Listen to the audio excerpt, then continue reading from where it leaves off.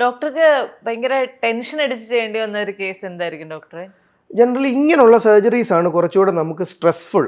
ആക്സിഡൻറ്റിൽ അല്ലെങ്കിൽ ട്രോമയിൽ എന്താ ചെയ്യേണ്ടി വരുന്നത് നമുക്ക് അറിയത്തില്ല. ഇതകത്ത് തുറന്നു കഴിയുമ്പോൾ എങ്ങനെ ഇരിക്കുന്നത് നമുക്ക് അറിയത്തില്ല.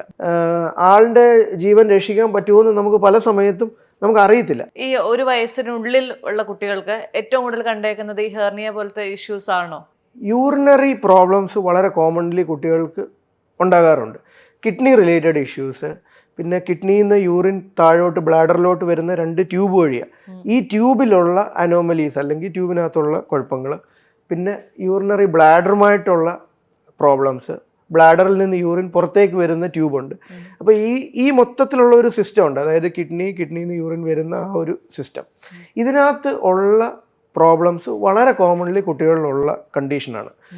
നമ്മൾ ഇപ്പോൾ ഈവൻ പ്രഗ്നൻസി സമയത്ത് തന്നെ കുട്ടികളിൽ കണ്ടുപിടിക്കുന്ന പല ടൈപ്പ് പ്രോബ്ലംസ് ഉണ്ടല്ലോ. അതിൽ 70-80% വരെ പ്രോബ്ലംസും ഞാനിപ്പോൾ ഈ പറഞ്ഞ ഒരു സിസ്റ്റവുമായിട്ട് ബന്ധപ്പെട്ട കാര്യങ്ങൾ. ഇപ്പം നമുക്ക് പല പ്രശ്നങ്ങളും നമ്മൾ എന്താ പറയുക, ഇനീഷ്യൽ ഫേസിൽ, അതായത് ആദ്യത്തെ 10 മാസം ഗർഭിണി ആയിരിക്കുന്ന ആ ഒരു സമയത്ത് നമുക്ക് കുഞ്ഞിന് എന്തെങ്കിലും ജനിതക വൈകല്യങ്ങൾ ഉണ്ടെന്നോ അങ്ങനെ എന്തെങ്കിലും കണ്ടുപിടിച്ചു കഴിഞ്ഞാൽ നമുക്ക് എന്താ ചെയ്യാൻ സാധിക്കുക? അത് നമ്മുടെ പ്രഗ്നൻസിയുടെ സ്റ്റേജ് അനുസരിച്ചിരിക്കും. അതായത് ജനറലി ഈ കുട്ടികളിൽ ഉണ്ടാവുന്ന കണ്ടീഷൻസിനെ പലതായിട്ട് ഡിവൈഡ് ചെയ്യാം.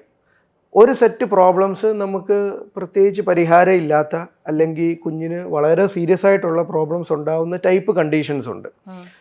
ഇപ്പോൾ ഉദാഹരണം പറഞ്ഞു കഴിഞ്ഞാൽ ഇപ്പോൾ ഡൗൺ സിൻഡ്രോം എന്ന് പറഞ്ഞൊരു കണ്ടീഷനുണ്ട്. ഇത് സർജിക്കൽ കണ്ടീഷൻ അല്ല, ഞാൻ ജനറലി പറയും. ഡൗൺ സിൻഡ്രോം എന്ന് പറഞ്ഞൊരു കണ്ടീഷനുണ്ട്. അപ്പോൾ ഇതിനകത്ത് നമുക്കറിയാവുന്ന പോലെ കുഞ്ഞുങ്ങൾക്ക് ബുദ്ധി വളർച്ച ഉണ്ടാവത്തില്ല. അവർക്ക് മറ്റ് പലതരം ഹാർട്ടിൽ പ്രോബ്ലംസ് ഉണ്ടാകാം. പല കുട്ടികളും ഒരു ഫുൾ ലൈഫ് സ്പാൻ ജീവിച്ചിരിക്കത്തില്ല. ഇങ്ങനെയുള്ള പല പ്രോബ്ലംസ് ഉള്ള ഒരു കണ്ടീഷനാണ് ഡൗൺ സിൻഡ്രോം. അപ്പം നമ്മൾ പ്രഗ്നൻസി ടൈമിൽ കുഞ്ഞിന് ഡൗൺ സിൻഡ്രോം ആണെന്ന് അറിഞ്ഞു കഴിഞ്ഞാൽ നമ്മൾ ആദ്യത്തെ, അതായത് ഒരു 18 ആഴ്ച അല്ലെ 20 ആഴ്ച വരെയുള്ള സമയത്താണെങ്കിൽ നമുക്ക് ആ പ്രഗ്നൻസി സ്റ്റോപ്പ് ചെയ്യാനുള്ള ഒരു ഓപ്ഷൻ ഉണ്ട്. ജനറലി 20 വീക്സ് 20 ആഴ്ച കഴിഞ്ഞതിന് ശേഷമാണെന്നുണ്ടെങ്കിൽ നമുക്കത് ചെയ്യാൻ പറ്റത്തില്ല.